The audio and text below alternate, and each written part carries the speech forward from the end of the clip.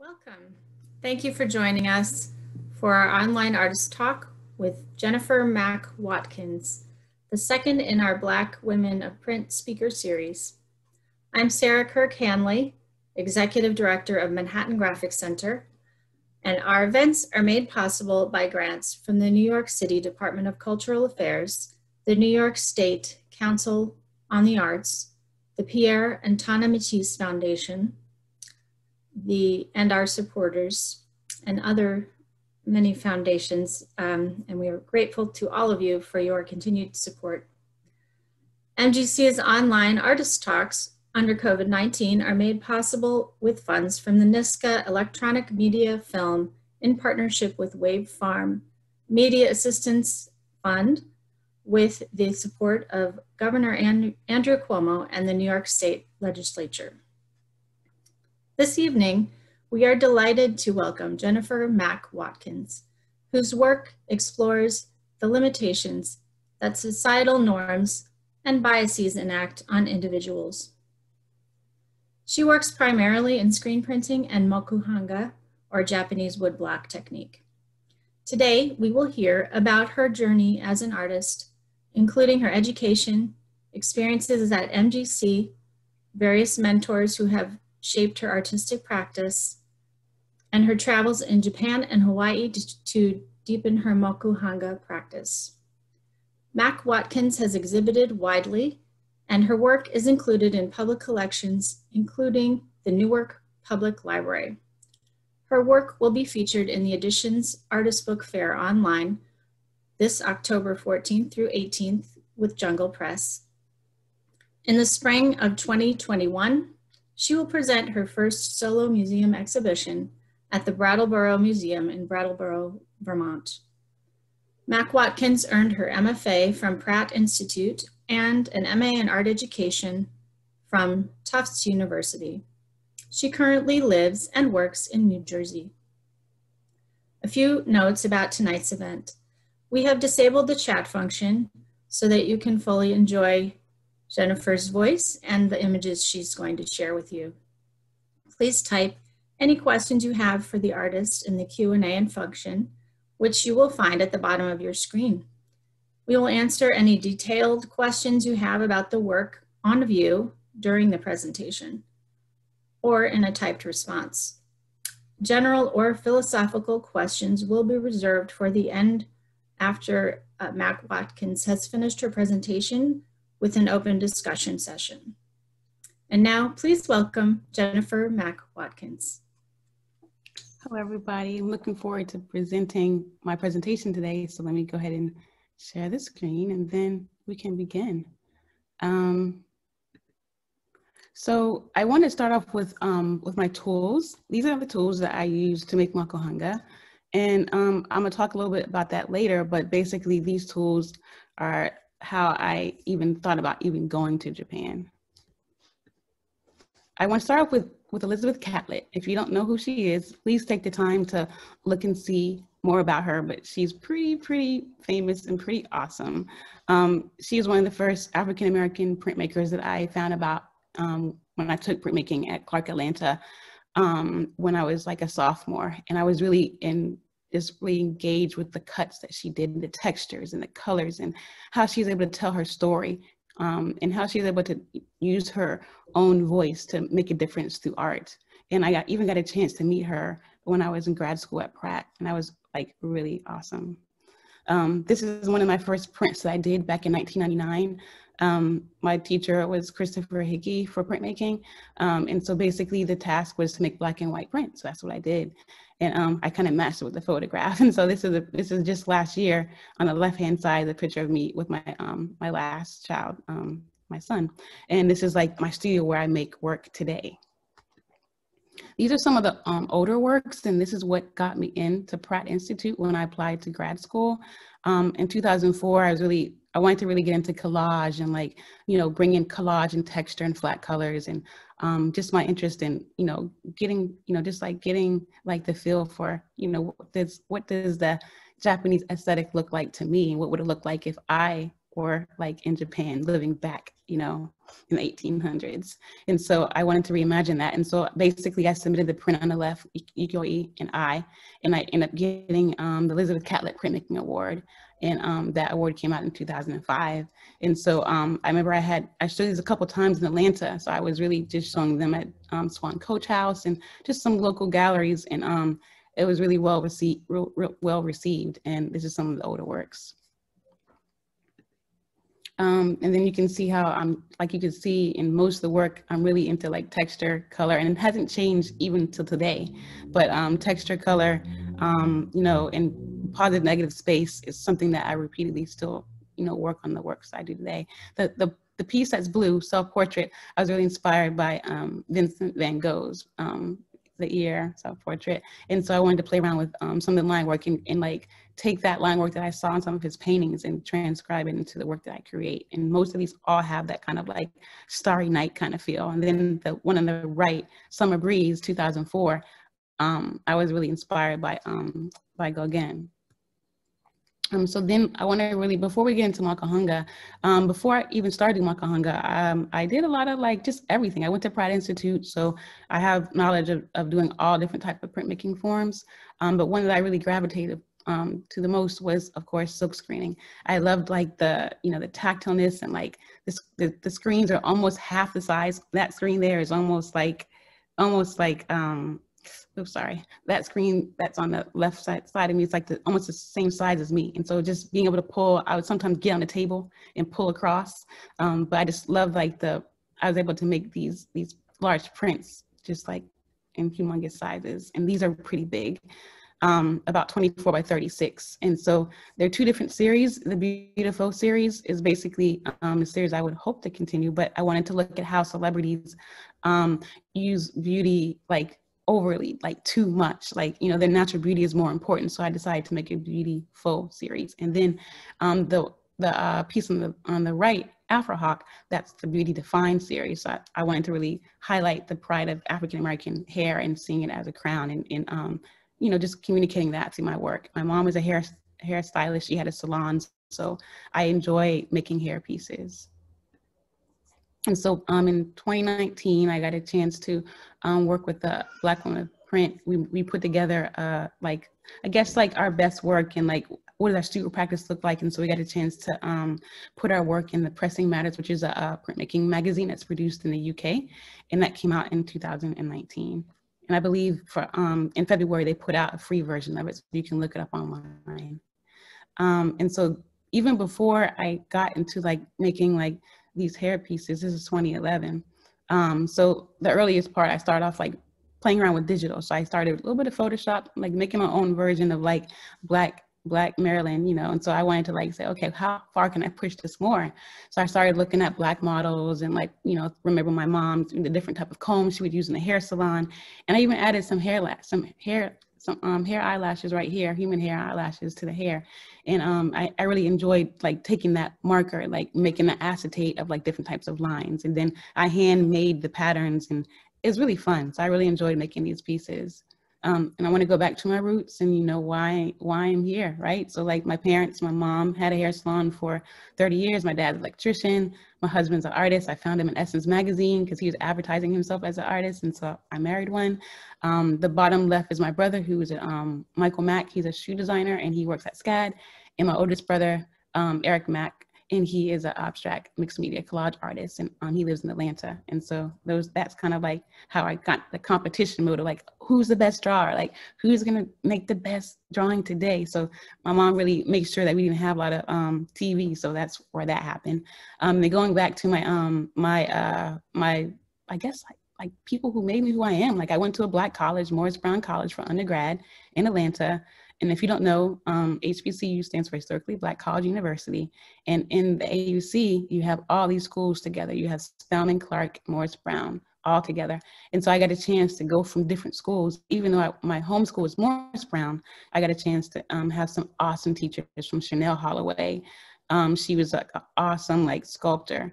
And I took figure drawing from her at Spelman. Then Arturo Lindsay, I took painting from him. Louis still saw New York's finest. Like you can see his work in like in Harlem and like some of the subway systems in New York City. And he passed away in May. May he rest in peace. He definitely influenced like me thinking about like just creating like this like a scenery of the woman, you know, and just like a majestical feel to the work that I create. And then I have like Dr. Ransaw. He was a chair of the art department at Morris Brown. Christopher Hickey, Clark Atlanta printmaking teacher. And Maziki Scales, he taught me African diaspora. So I learned about my history at a Black college. And so it was really important for me to be able to see that, you know, as an artist coming from South Carolina. So, and this is like the experience that I had. Like it was like live, like homecoming was not like, okay, football game. Like we had marching band. We had the best marching band. I was Miss Junior one year. I won a few scholarships. We had artists that came in to work with us, and the class, that's my sculpture in the background, matter of fact. And so like basically we had, it was a small class size. So it really helped to build my confidence as an artist. And so then I want to go ahead and start off, you know, and looking at this. This is my carving tools that I got when I went to Japan. And so then in Japan, I got a chance to learn how to make my own color dispersions. Before I would use like, you know, already pre-mixed pigment dispersions. And so I got a chance to learn how to make the color dispersions with water and then gouache or watercolor. So that was very challenging. And these are some of the brushes that you'd use to print. I have bigger ones now, but this is what I start off with. And I still use some of these for smaller areas, but I use the bigger ones because, you know, you get more coverage. And this is a studio at Lower East Side, but as you can see, I take a lot of classes everywhere. And so this is a Lower East Side print shop, and I stalk April Vollmer down to find out who was teaching this class. And so I ended up taking her class like 1, 2, 3, 4, 5, about 6 times. And each time I took the class, it was only about 6 weeks. And so it was like spread out through over the years. So like 2012 was my first time taking her class. And they were always awesome. She'd have these books that she got from Japan, her travels. She had past student works. And this is the first time I met her. The first time I met her was at the Brooklyn Botanical Garden. And I had like researched her, and then she's like, I was like, look, can you teach me? And she's like, well, come out, like, you know, like a sensei, you know, like, you know, I was like Karate Kid or something, right?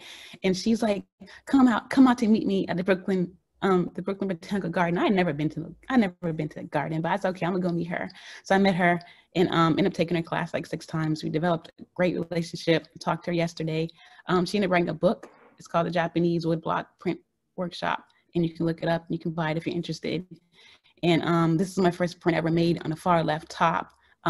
It's called Sweep This. You know, I didn't even know how to even do, I was scared to do backgrounds. So I was like, you know, I'm gonna just do, I want a brown woman. I want her wearing a patterned dress, and I'm gonna focus on that. So the first print was just like a blank sheet, and then her standing in the middle. And then eventually took the class again. You can see my other prints here where I actually developed a background.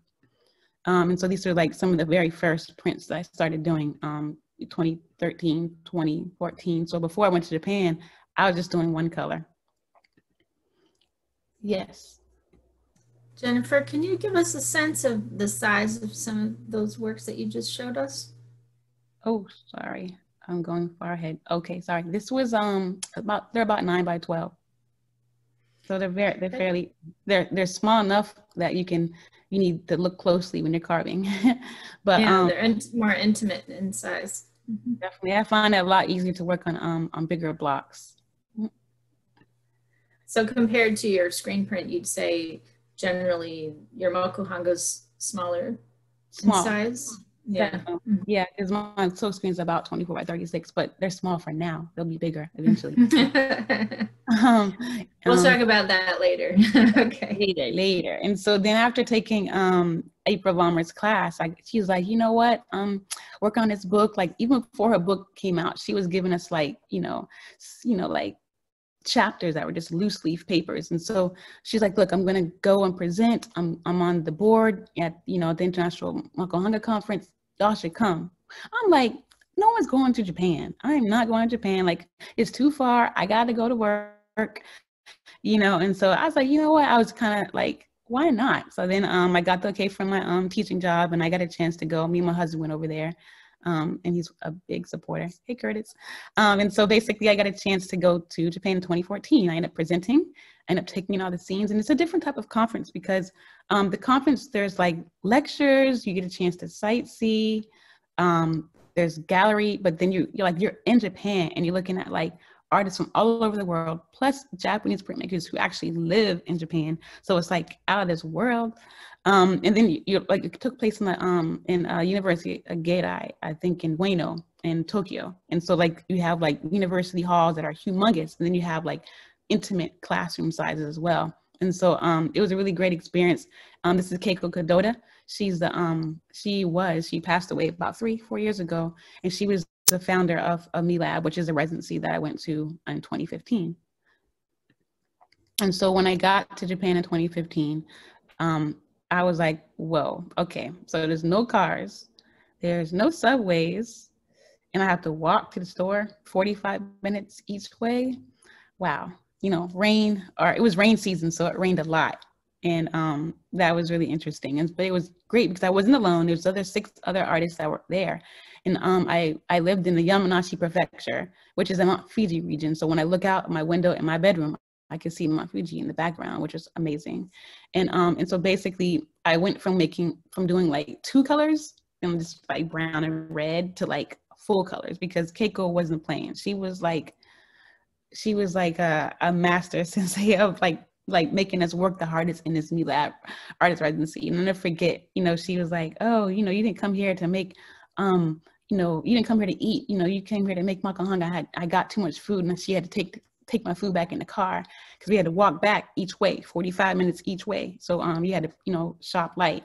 So that was experience. And so the first print that I did, I believe, was The Arrival. So I was trying to like mark my time of being in Japan. So before that, I knew I wanted to do this piece. I found like a reference before I went beforehand, and I made it like myself. And I wanted to make it like in 19, like, you know, probably 50s, probably 40s, 50s, maybe even 60s. I remember I found like a photograph of like an African-American mother and her son with a suitcase. So I wanted to do something like that, and just to mark my time coming to Japan. And then the piece on the right, the letter was just basically, that's supposed to be my contract. If you look closely, there's an X, and that's supposed to be like me moving from my new job. And this is like another narrative piece. It's called The Conqueror. Can I just ask really quickly? It looked like you had editioned those. You had all the impressions out in front of you. How many of those did you print approximately? Well, I'm trying to think. I didn't print no more than 10, like under 10, because it was like we had like a week or so to like, just like a week or 2 just to make the prints, and then we had to move on. We had teachers in between, so I couldn't like edition like huge amounts, and I didn't want to make them big because I was just learning a new way of printing, which was making my own color dispersion. So they're small editions. Okay, thank you. Mm-hmm.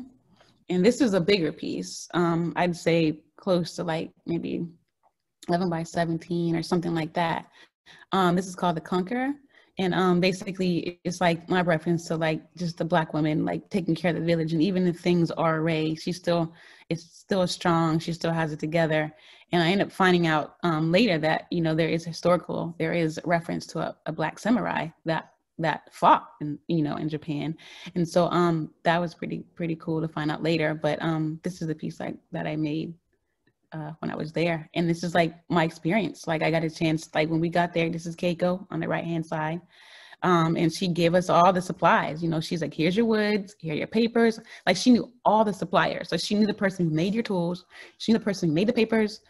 She knew the person who made the gouaches. Like she knew everybody. So she had that partnership in order for us to supply us with these tools. And so we sat onto our desk and a few papers, you know, but and I think even the first 2 days we had to just go over like how to keep the house clean. So I was like, well, this is serious. We even had duties and chores, and we only had 2 teachers. And so you can see here some of my friends. This is Sadie from Hong Kong, and Jocelyn from Australia. And this is where I got some of my tools when I got to Tokyo. And this is one of my teachers, Katsu, and he's in Japan. And this is like some of the views I got. Another quick question. Yeah. I know when we were talking, you mentioned that when you went to Japan, it was kind of the first time you delved into full color. And we have a question about how many blocks were needed for some of those images you showed a few slides back. So I guess for, you know, for this one, I think for the arrival, that's more of a smaller color. But it was like maybe the key block is always separate, right? So that's like probably two or three blocks, because you have to make sure you keep the colors separate. And then the letter, that was a tougher one because there was more empty space I had to carve out, but it still had a key block. So that's about about 3, 4, because about three or four, probably about 4.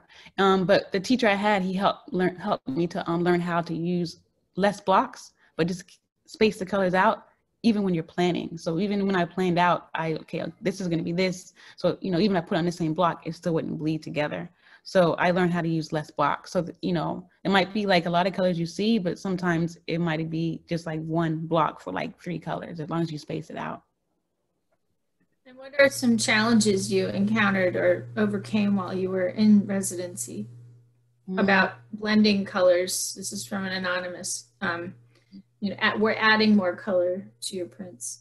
I think just understanding how to plan out from the very beginning. Like, you know, I remember, you know, when the teachers just like, you know, use your color pencils. Like they made us, I never colored in a full paper just to plan out everything. So being out, you had to plan the color before you even got to the block, to help me to understand like how to layer and how to plan the blocks out, because I was planning that before I even started carving. So a lot of preparation is really important. And I think I also learned a little bit about Bokashi, like making gradients. And yeah, so I think just like it was very challenging, you know, but I think it was really fun to like learn new ways of, and then of course making watercolor washes myself. So like a lot of different like scenarios are in there, but that's just a little bit to start. And these are just some pictures. You know, we got a chance to go to the craft village, and we got a chance to see paper makers and like people who made like crafts out of grass. And like we went to a samurai shop, and we got a chance to put on like authentic samurai costumes. And this is Keiko's hand. She actually had blocks that were like over 100 years old, and we got a chance to touch and use that for reference when we were learning. And this is our last day there in Japan, leaving, going back different ways. And we kind of represented like everybody. Like there was Italy, I guess like UK, Australia, Hong Kong, Canada, and I was only US. Usually they only have one US that comes to the residency. And so that's me. And then this is Hiroki Satake. He's a printmaker in Japan, awesome teacher. And we got a chance to travel on the weekends. We had to work during the week, but we got a chance to travel. We went to like, we take the bus like 1 hour and 45 minutes to get to Yamanashi, to go to Tokyo and explore. And this is when we presented our works at the end. We had to leave like, I think 2 or 3 prints. We had got a chance to display our work, as you can see in the top right, in Tokyo. And these, I think they got a chance to keep these works over there for their collection. And it was a good time. I really enjoyed my time in Japan. So then moving forward to like 2017, I went back, because it only happens every 3 years, International Makuhanga Conference. And it took place at the University of Hawaii in Oahu. And so basically, again, it's very scholarly. There's no other conference I can think of anything like it. Of course, we always have galleries. We always have exhibitions. I showed one of my works, that the letter was shown there. I got a chance to take in some you know, commercialized luau's, but it was cool. The food was great. And I got a chance to see, you know, they had big, humongous workshops. So everybody would crowd around one table, and like different people would, master printers, baron makers would come around, and, you know, they would showcase what they are able to do. We have lectures, they had portfolio presentations, and it was just a great experience. And this is me presenting. I presented again, second time when I went, and I was basically teaching in public spaces. And this is all the participants that came, and I'm way in the back. And it was really, really great. And so the next one is supposed to happen this year, but of course things have changed, and so it's pushed back till next year. So I already got accepted to present. So hopefully, if everything is better, I'll be going back to Japan next fall in Nara, Japan. And then let's talk about Manhattan Graphics. So Manhattan Graphics, I took Takaji's class like 2 times. It took me a while to get in because the class sizes are very small. So I even like emailed them, say, hey, you know, April's, you know, student, is there any space? I was like, sorry, it's full, maybe next time. I'm like, oh man. So I tried a few times to get in there. But finally I eventually registered on time. And so I ended up taking this class twice. And Takuji Hamanaka is like an amazing master printer. He's so humble. It's like so quiet, very detailed, honest. And if it's not your best, he'll say, okay, no, that needs to be better. That's a little not good. Like, he's not afraid to tell you how it is. And that's what I needed, because I was in there, like, you know, thinking had it going on. He's like, this could be better, right? And I'm like, okay, I can't be telling you that. This could be better. And so basically I made 2 prints. I remember I took his class 2 times, right? And so I think I even reprinted some other blocks just to even get better. And so this one is called Lesson Number 1, You Are a Target. And I did it in response to some of the school violences that were happening in the schools. I'm an educator. And so, and I'm a mom, you know, I'm a human. So like, therefore, I just responded to like what was happening. And, you know, I remember the comment was about, you know, teachers should have guns in the class. And I'm like, that's not why I became a teacher. Like, you know, and so like now the role of teacher, now the roles of the women is to protect and serve and keep children safe and still day, right? And so the targets on the children are referenced to like Black Lives Matter, to remind, you know, Black children that, you know, that we are targets, right? There's some people who are not, you know, they're not nice people, right? And so therefore we need to make sure we protect ourselves and also, you know how important education is. And this is called Duck and Cover. So this is like the education series. And so just taking like references that's happening historically. And this is in reference to, I found some old photographs of 1960 nuclear threat drills, and just thinking about my own experience as an educator, like how we had to practice these drills, and we continue to have to practice these drills. And so I wanted to make these pieces about that. And this one is more positive.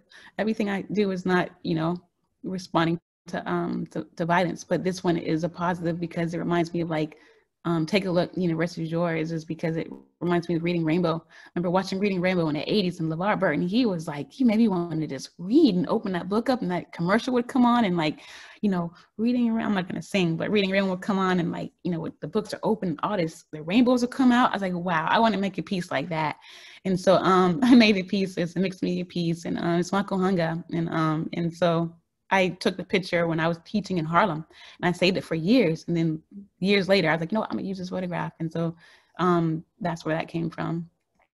And so like, I also think about New York, you know, during these times, because I got a chance to be exposed to like so many printmakers. And so this picture over here on the left is so important because it has everybody in the picture are like Makuhanga, like printers. Like you have April Vollmer, you know, you got me. I just had my baby. This is Katsu, this is Florence Neal, and this is Takuji. And you have Florence here, and then you have Robin. She's not Mokuhanga, but she's a master printer. She's pretty awesome. And she had a talk before me, the last talk. And this is me. And so I got a chance to meet like so many artists in New York. And then I live in New Jersey. So then therefore I like the fact that I can like fuse together like, you know, my New York connections and like my New Jersey connections. So my first solo show since grad school, since I graduated in 2009, I've been in a lot of shows, but not a solo show in my own space. And I got a chance to show 13 of my Makuhanga prints, and I think maybe 1 silk screen. But it was just great to see them all together. They always like live in my, you know, in the box on my table. But they were great to see them on the wall. And Nigel Freeman, he got a chance to put everything together for me and help me out to get that show happening. And that's Nigel there. He works at an auction house, and he's over the African American collection. And so I got a chance, like for me, like I think it's important for me to like also educate. Like at the closing of my show, I did a demonstration demonstrating one of the blocks that was on display. And also I try to make sure I have connections with like up and coming African American printmakers. And this is a really dear friend of the family, and this is Santi. And so so she got a chance to come. So it was just great, you know, to have that kind of like, you know, circling of passing on information. And then also I also like to do like workshops. And so my biggest one was like at the Philadelphia Museum of Art, and I didn't have to teach anything. So it was awesome because I was a visiting artist, and I was like in this humongous hall, these humongous columns. And like they brought me there because the Yoshitoshi exhibition was there, which was awesome too. And so I got a chance to demonstrate like for like 5 or 6 hours all day.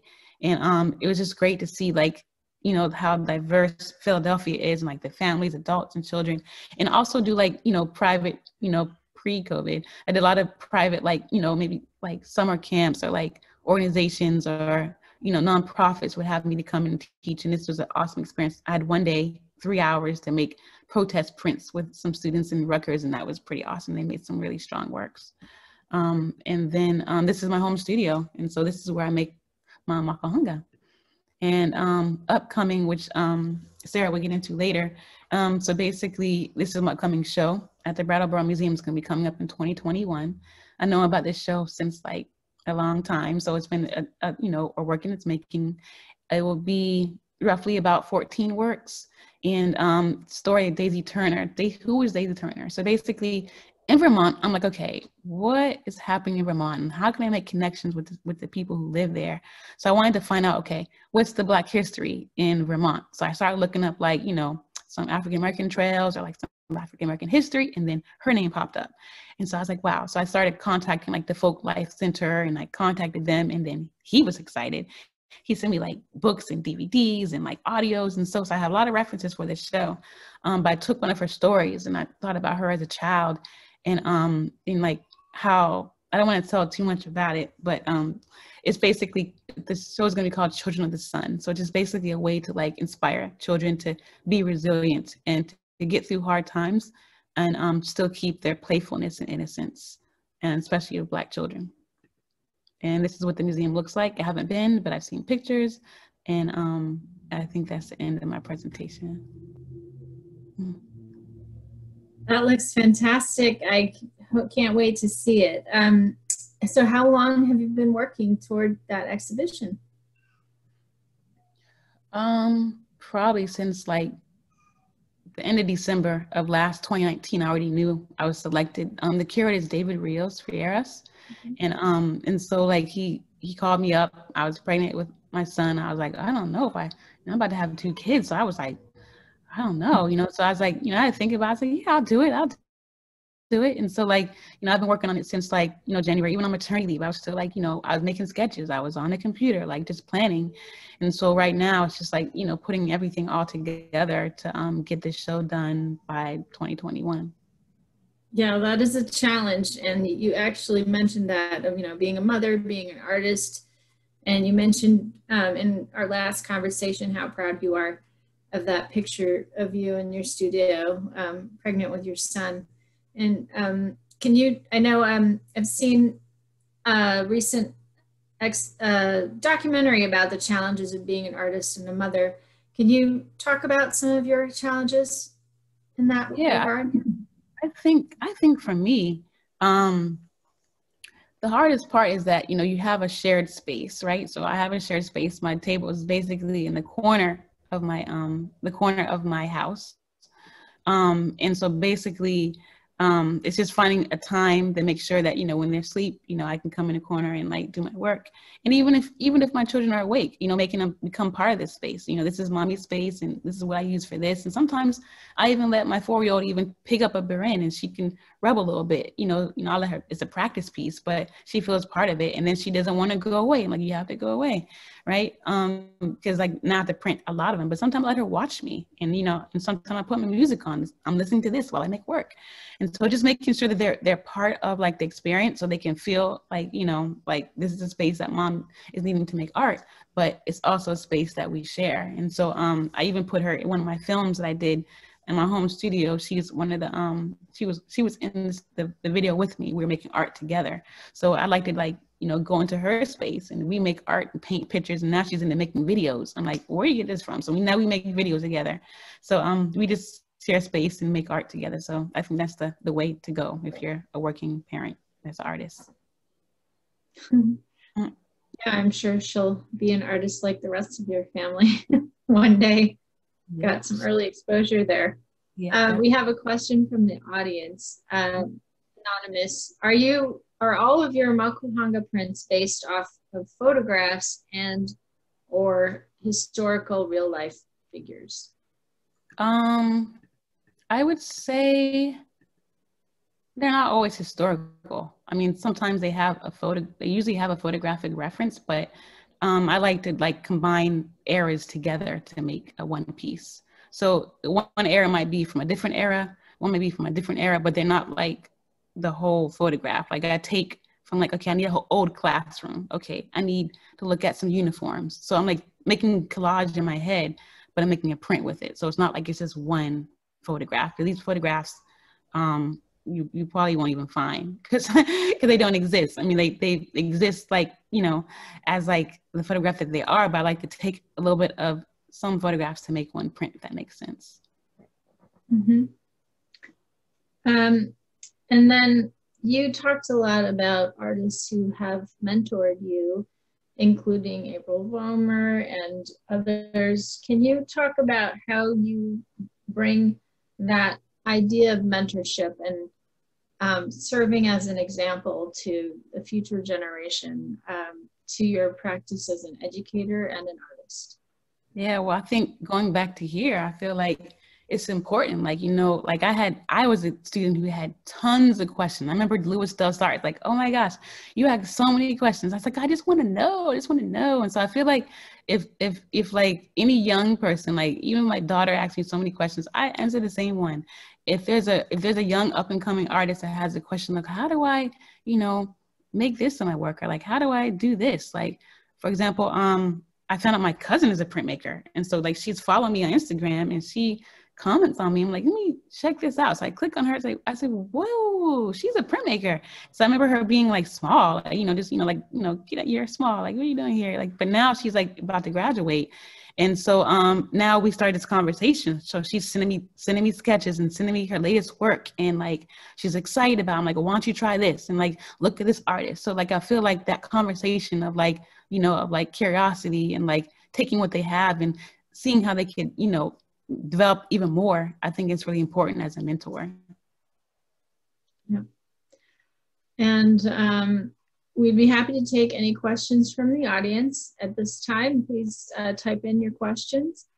We have one coming in from Dorothy Cochran. The registering of multiple color blocks is difficult if the paper does not stay consistently damp. Can you talk about your washi papers and your preferences? Well, I like to get a lot of my papers from McLean's.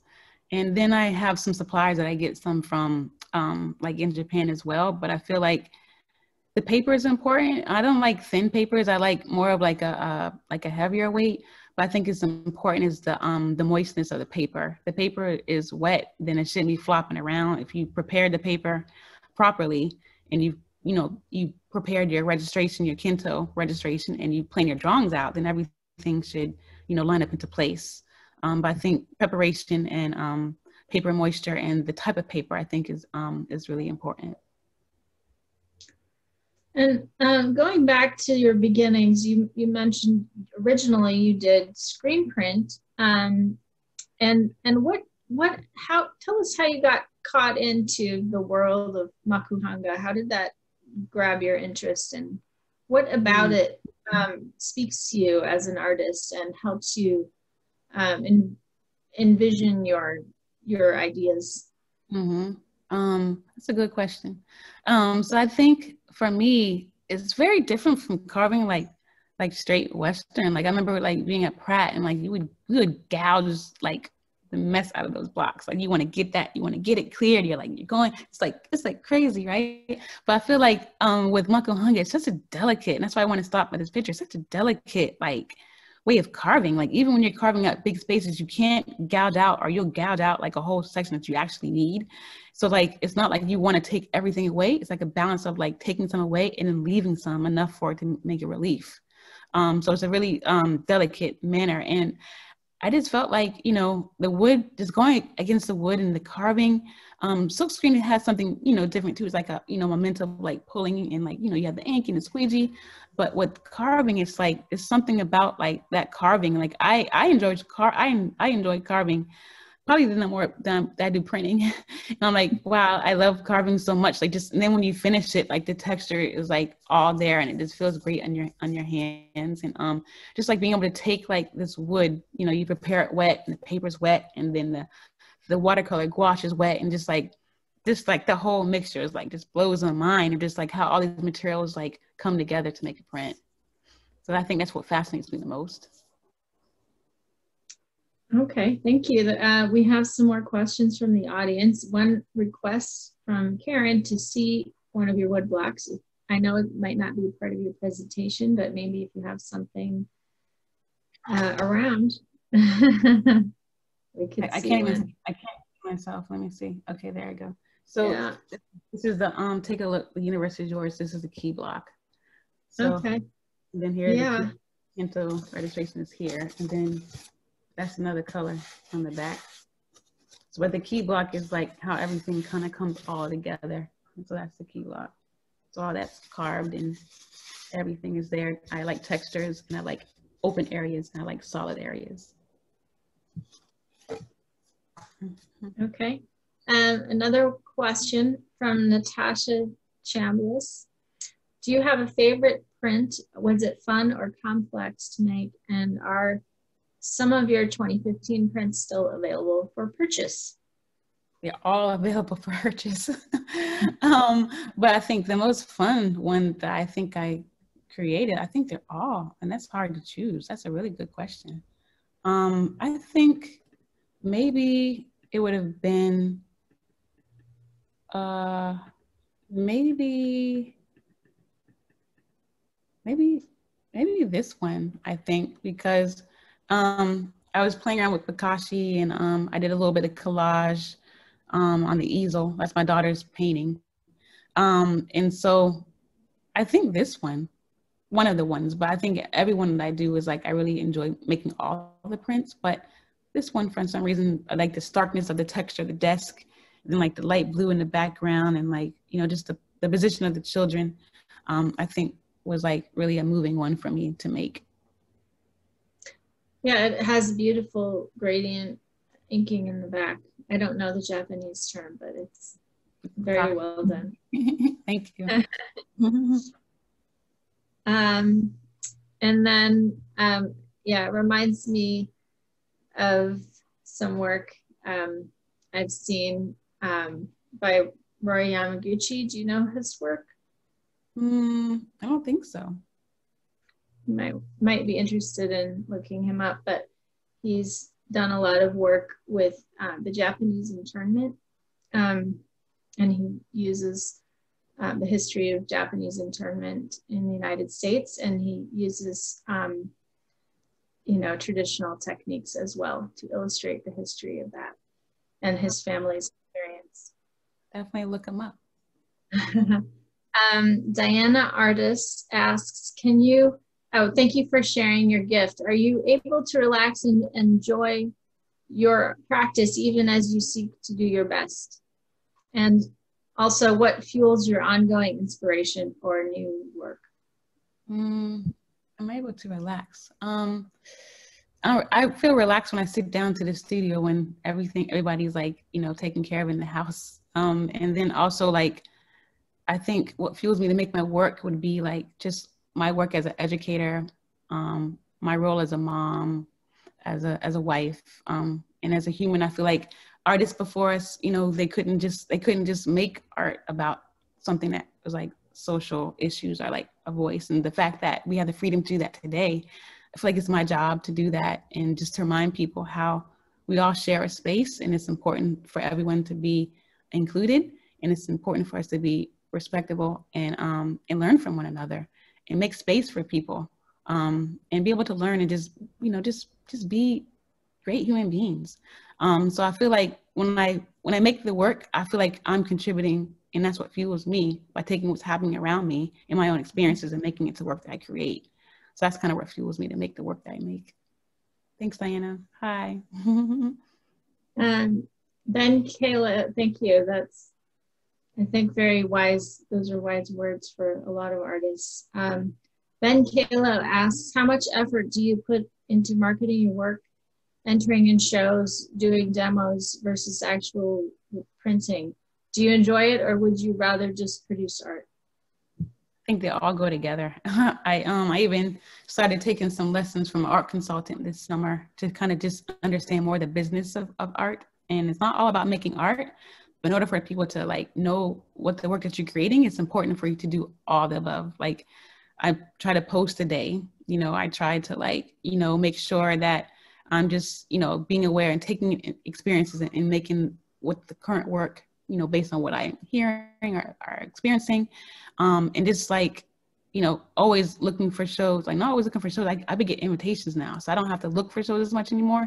But when, if I do look for shows, it's like, I look at like, okay, is this, who's a curator, you know, where's this located? What shows have they done before? What artists have they worked before? So I kind of like can pick and choose, even if I'm invited or if I'm not. But I think they're all important to do as the artist, you know, making, yeah, but then if you make, then you don't promote yourself, then how people know who you are. Right. I actually want to correct myself. I had a slip of the tongue there. The artist I was referring to is Roger Shimomura. Roy Yamaguchi's a chef. So sorry about that, everyone. Roger Shimomura is the artist I was referring to, whose work covers the Japanese internment. All right, well, I don't have any more questions from the audience. We're a little bit early today, but do you have any more thoughts you'd like to share? I think just like everyone out there, if you're artists, like keep creating, it's really important. If you are a supporter of the arts, keep supporting artists, because we need to make sure that these works find great homes, whether it be homes or institutions or colleges. And I just thank everybody for being here today. Like I enjoy talking about my work and my travels, and this is my first time talking in depth about Hawaii and Japan, like kind of touch bases on it, but it also reminded me like how much I do love Makuhanga and how much I wish to go back to Japan one day. So I really enjoyed this conversation with you, Sarah. I've really enjoyed it too, Jennifer. We all, I think, are excited to see where your career goes from here. And I can't wait to see your exhibition in Vermont. I'll be sure to travel to see it. If anyone has any last questions, we'll just give one more second, and otherwise I'll just thank everyone for joining us this evening, and special thanks to Jennifer for sharing her time and her experience and her art practice with us. And we hope you will join us for our next online talk in the Black Women of Print speaker series with Delita Martin on Thursday, November 12th at 5 p.m.